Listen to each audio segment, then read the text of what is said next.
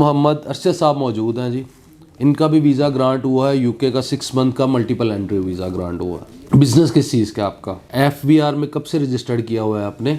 हमारे देखने वालों को ये बताइएगा कि आपने ट्रैवल कौन कौन सी कंट्री को किया हुआ है, आपने कितने वीज़े प्रोसेस करवाए हैं, आपने बैंक स्टेटमेंट कंपनी की थी पर्सनल, कितने दिनों में इन्होंने फाइल बना के दी आपको, अपॉइंटमेंट कितने दिन में मिली थी, इसका जवाब कितने दिनों में आया? जब आप वहाँ पे जेरिस पे गए थे, वहाँ पे आपको किसी किस्म की कोई परेशानी का सामना हुआ?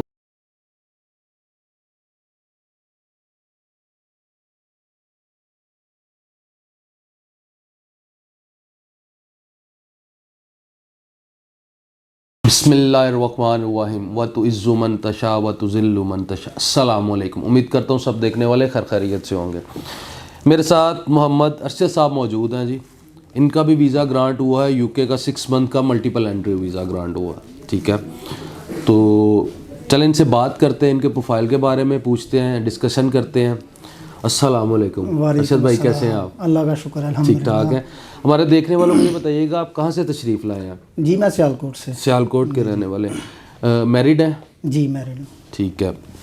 बिज़नेस किस चीज़ का आपका? मेरा रेस्टोरेंट का बिजनेस है। रेस्टोरेंट का बिज़नेस है। एफबीआर में कब से रजिस्टर्ड किया हुआ है आपने? ये 2010 से। 2010 से आपने रजिस्टर्ड किया हुआ है। टैक्स पे कर रहे हैं आप? जी कर रहा। ठीक हो गया। हमारे देखने वालों को ये बताइएगा कि आपने ट्रैवल कौन कौन सी कंट्री को किया हुआ है? ट्रैवल मैंने किया हुआ है यूएई, थाईलैंड, मलेशिया, सिंगापुर, तुर्की, ठीक है, साउथ कोरिया, जी जापान। जापान। ठीक हो गया। हमसे आपने कितने वीज़े प्रोसेस करवाए हैं? जी आपसे मैंने ये पहले ना जापान का करवाया। जी जी जापान। ठीक है, वो भी आपको वीज़ा ग्रांट हुआ? जी जी बेहतरीन, बहुत जल्दी हुआ था। ठीक है, और उसके बाद आप यूके का वीज़ा यूके का वीज़ा करवाया।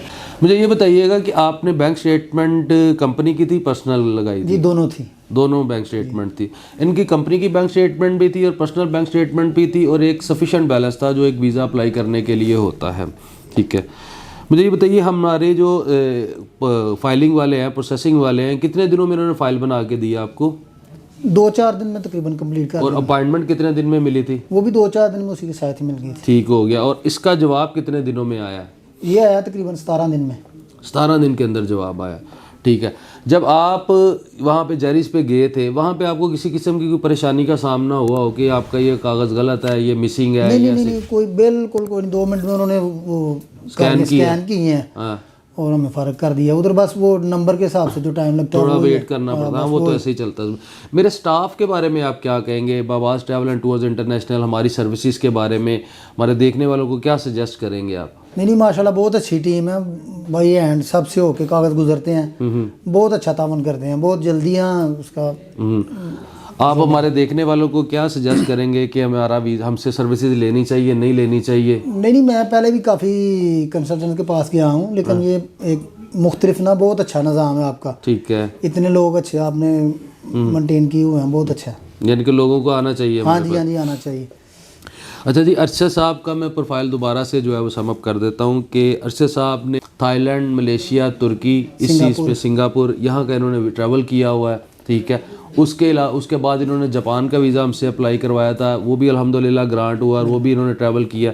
अब इन्होंने यूके का वीज़ा हमसे अप्लाई करवाया और वो भी जो है 6 मंथ का मल्टीपल एंट्री वीज़ा लग चुका है। इनका बिज़नेस है जी, रेस्टोरेंट का बिज़नेस है और 2010 से एफबीआर में रजिस्टर्ड है।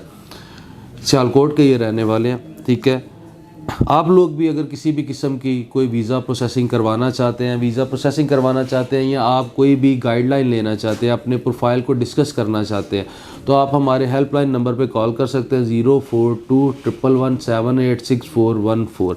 इस नंबर पे आप कॉल कर सकते हैं। सुबह 10 बजे से लेके रात को 12 बजे तक मेरे टीम मेंबर्स अवेलेबल हैं, वो आपके कॉल का जवाब देंगे। आप उसी नंबर पे व्हाट्सएप भी कर सकते हैं, वो आपकी रहनुमाई के लिए मौजूद हैं। हमारे 2 ऑफिसेज़ हैं, एक ऑफ़िस लाहौर में गोहर सेंटर वहदत रोड पे है और एक ऑफ़िस कराची में है जो कि ख़ियाबान जामी DH फेज़ 2 एक्सटेंशन में मौजूद है, नियर कसरे शीरी पे है। तीसरा ऑफिस जो है वो इंशाल्लाह ताला जो है वो with in a couple of days जो है वो रेडी हो जाएगा। वो G11 मरकज़ इस्लामाबाद में हम अपनी 3rd ब्रांच ओपन करने जा रहे हैं।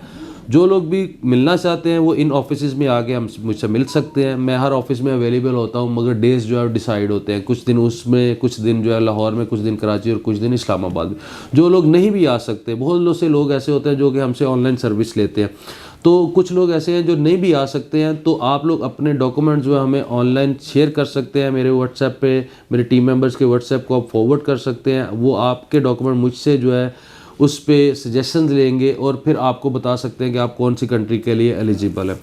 मैं हमेशा से एक बात कहता होता हूँ जी, देखिए आप किसी भी कंट्री का वीज़ा अप्लाई करना चाह रहे हैं, आप बिल्कुल खुद कर ले, उसमें कोई इशू नहीं है। बस एक यूके एक जो है वो टेक्निकल सी चीज़ होती है, उसमें आपको बैंक स्टेटमेंट को प्रॉपर एनालाइज किया जाता है और उसके एनालिसिस किए जाते हैं। उसमें ये देखा जाता है कि आपकी इनकम कहाँ से आ रही है, सोर्स ऑफ इनकम क्या है आपका उसमें इनकम कितनी है, आपका टर्नओवर कितना है, उसमें आपका एक्सपेंसेस क्या हो रहे हैं, उसमें आपके पास सेविंग क्या हो रही है।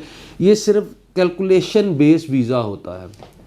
तो कोशिश ये किया करें कि आप जो वीज़ा है अपना किसी एक्सपर्ट से जो है वो अप्लाई करवाया करें, जो इस कैलकुलेशंस को बखूबी जानता है, ठीक है, यूके के लिए ख़ास तौर पे, क्योंकि यूके जो है आपकी सिर्फ बैंक स्टेटमेंट को ही एनालिसिस करता है और उसके अकॉर्डिंग ही आपको वीज़ा देता है। मेरा पहले इसी वजह से रिफ्यूज़ हुआ था। कब हुआ था रिफ्यूज़? वो भी इसी तकरीबन 2024 में ना 6 मंथ में हुआ था। हाँ। वो बस ऐसे ही करवा दिया था मैंने। किसी कहाँ से करवा दिया? सियालकोट से करवाया था। सियालकोट से करवाया तो वो रिफ्यूज़ हो गया था, वो स्टेटमेंट मेंटेन नहीं थी ना, मेंटेन नहीं बाकी थी। सब कुछ ऐसे ही था, हाँ। सिर्फ स्टेटमेंट मेंटेन नहीं थी। स्टेटमेंट प्रॉपर तो नहीं थी। और वो मेंटेन कैसे हुई थी? वो आपके कहने पे आपने कहा ऐसे हमने कहा कि देखिए इनको प्रॉपर स्टेटमेंट को मेंटेन करने का तरीका बताया था कि आपने यूके की स्टेटमेंट को मेंटेन कैसे करना है, ठीक है। जिस तरह इनको कहा गया इन्होंने उसी तरह ही इन्होंने अपनी बैंक स्टेटमेंट को मेंटेन किया और अल्हम्दुलिल्लाह वीज़ा इनका ग्रांट हो गया। ये ऑलरेडी कह रहे हैं कि यूके का वीज़ा इनका रिफ्यूज़ हो चुका होगा और वो सिर्फ इसी वजह से हुआ था कि स्टेटमेंट मेंटेन नहीं थी और उसको जो है